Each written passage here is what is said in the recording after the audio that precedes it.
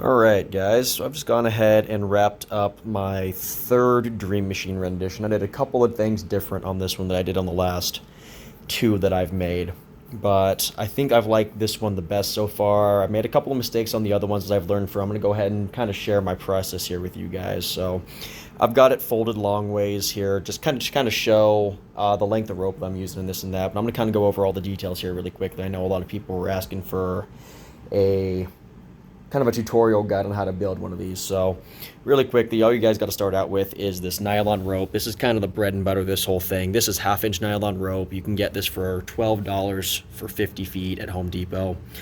Actually, almost everything that I used in this I got from Home Depot. It was about a $75 to $80 project. The only thing that I got online that I didn't get there was the rings. The rings I had already. Dropped about 70 bucks on those, but there's a couple of different options you guys can use for that. But what I went ahead and did is I cut myself two 10-foot lengths of rope here. I wanted the total length when I had everything tied up to be about 8 feet. That way when I take these guys and I fold them up here like that, I've got about 4 feet on each side.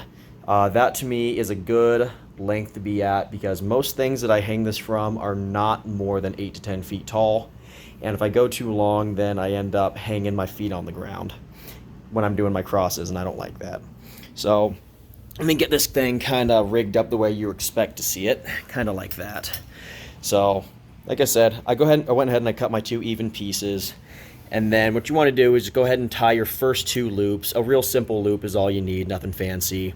And then what I usually do after that is I'll go ahead and I'll combine these onto the same carabiner, and then down the line when I have to tie the secondary knots on the other end, that makes it easy to measure them and make sure they're even and all that. But it's important that you tie just these first two and not that one yet, because what you got to do after that is you got to get your pulleys on there. And if you go, depending on the pulleys that you get, if you go ahead and tie this too early, you're not gonna be able to get your pulley on. You're gonna have to cut it off and start over. This is half-inch rope, by the way, and another little quick note is you want to make sure that you match the thickness of your rope to the size of the wheel that is inside your guys' pulley. And one of the mistakes that I did last time is I got rope that was too thin, and because it was so thin, it wouldn't actually spin the wheel very well, and it would slide over the top of it, but the wheel itself wouldn't go, and it made it kind of choppy. It wouldn't, yeah, it really wasn't very good. But go ahead and do that, run your pulleys through, and then, like I said before, you tie these two together, connect that carabiner to something solid, and pull it all the way back. Make sure those knots are nice and snug, too. You don't want any slack pulling out after you've got everything tied together and making things uneven. But once you go ahead and do that, once you know everything is even, you tie these last two knots on. Now the pulley's on there, that's easy. And then you put the carabiners on the ends. You're going to need 4 of these smaller carabiners. These are about $4 a piece.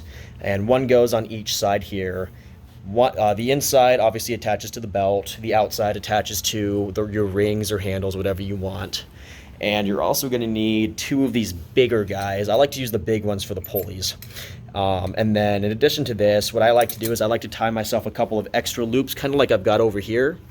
And that helps me if I want to tie this thing around a tree branch or something and I don't have a loop to already connect it to. I don't know if you guys saw, but I also got these pulleys that they've got these turns. They got these on them, so they'll pivot with you. So if you're doing a lot of Azarian work, you want these guys getting all twisted up, and that helps with that. These pulleys, by the way, I got these off of Amazon. I got 4 of them for about $35, so pretty economical there.